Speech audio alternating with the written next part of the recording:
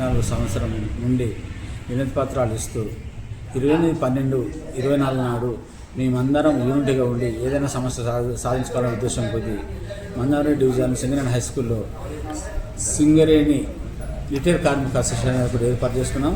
దానికి ఒక కమిటీ కూడా వేసుకున్నాం, దానికి ఒక బాడీ కూడా వేసుకున్నాం. ఆ బాడీ ద్వారా మాకు తెలిసిన పద్ధతిలో శాంతియుతంగా కార్యక్రమాలు చేసుకుంటున్నాం.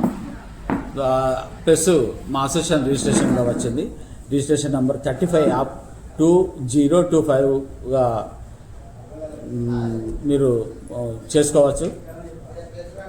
ఇదే అసోసియేషన్ ఇదే లెటర్ పేరు మీద ఈ కంచెలి మా యూనియన్ లావాదేవీలు నడుస్తాయని మీకు తెలియజేస్తున్నాం.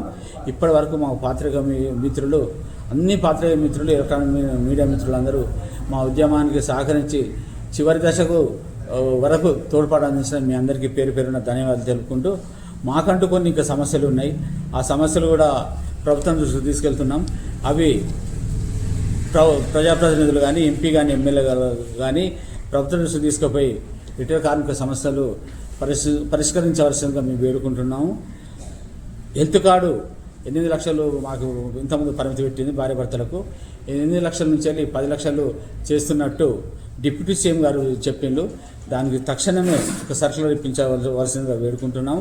అలాగే కోటర్లు ఎక్కువ ఉండి కార్మికులు తక్కువ ఉన్న కొన్ని జాగాలలో రిటైర్ కార్మికులకు నామమాత్రం కొన్ని కోటర్లు ఇస్తే వాళ్ళకి ఎంతో ఉపయోగకరంగా ఉంటుందని మేము విజ్ఞప్తి చేస్తున్నాము. అంతేగాక అంబికా దర్బార్ బస్తీ లాంటి ఒక సంస్థలు ఒక 15 సంవత్సరాలు ఒక కార్మికుడు పనిచేస్తే వాళ్ళకు ఇల్లు కట్టించే విధంగా ఇల్లు కట్టిస్తూ ఆ సంస్థ నడుస్తుంది. అట్లనే మాకు కూడా కట్టించవలసిందిగా సింగరేణి కార్మికులు 30-40 సంవత్సరాలు పనిచేస్తూ మా జీతాలు పిల్లల చదువులకు మా ఆర్థిక పరిస్థితులుగా చాలా కీలయిస్తున్నాం. కాబట్టి మాకు కూడా అవకాశం కల్పిస్తే ఎంతో బాగుంటుందని మేము ఆశిస్తున్నాము. అలాగే సొంతింటి పథకం కింద ఇల్లు లేని కార్మికులకు మొత్తం చదువులకే అన్నిటికీ అయిపోయి వాళ్ళ దగ్గర ఏమి లేవు, రోగాలు ఇంటి పరిస్థితులు తప్ప వాళ్ళ దగ్గర ఏమి లేవు. కాబట్టి సొంతింటి పథకం కింద ప్రభుత్వం ఒక 250 గజాల ఇంటి స్థలాన్ని అడుగుల ఇంటి స్థలాన్ని మాకు కేటాయిస్తే మేము దానిలో ఇల్లు కట్టుకొని జీవించేందుకు హాయిగా ఉంటుంది. మేము ఈ సాయం చేసే ప్రభుత్వము వాళ్ళది హెల్ప్ మేము ఎప్పటికీ మర్చిపోము. వాళ్ళ కృతజ్ఞతగా ఉంటామని వేడుకుంటున్నాము. అలాగే అతి తక్కువ 300, 500, 1000 రూపాయల పెన్షన్ ఉన్న వాళ్ళకు వాళ్ళ బతకాలని చాలా కష్టమవుతుంది. ప్రభుత్వ పెన్షన్ కనీసం 2000, వికలాంగులకు 4000 వస్తున్నాయి. కనీసం ప్రభుత్వ పెన్షన్ అన్న ఇటు ప్రభుత్వ పెన్షన్ కూడా కార్మికులకు ఎలిజిబుల్ అయ్యే విధంగా ఉండాలని రిటైర్ కార్మిక సంఘంలో ప్రభుత్వానికి విజ్ఞప్తి చేస్తున్నాం.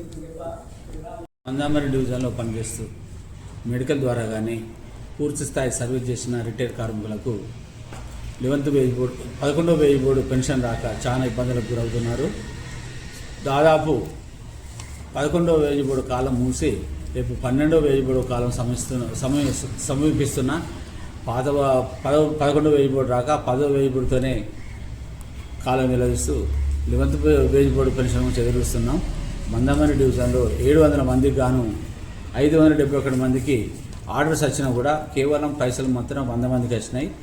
ఇంకా 129 మంది ఎలిజిబుల్ కార్మికులకు వాళ్ళతో పాటు పెన్షన్ మంజూరు చేయాలి. వాళ్ళతో పాటు మిగతా 571 మందికి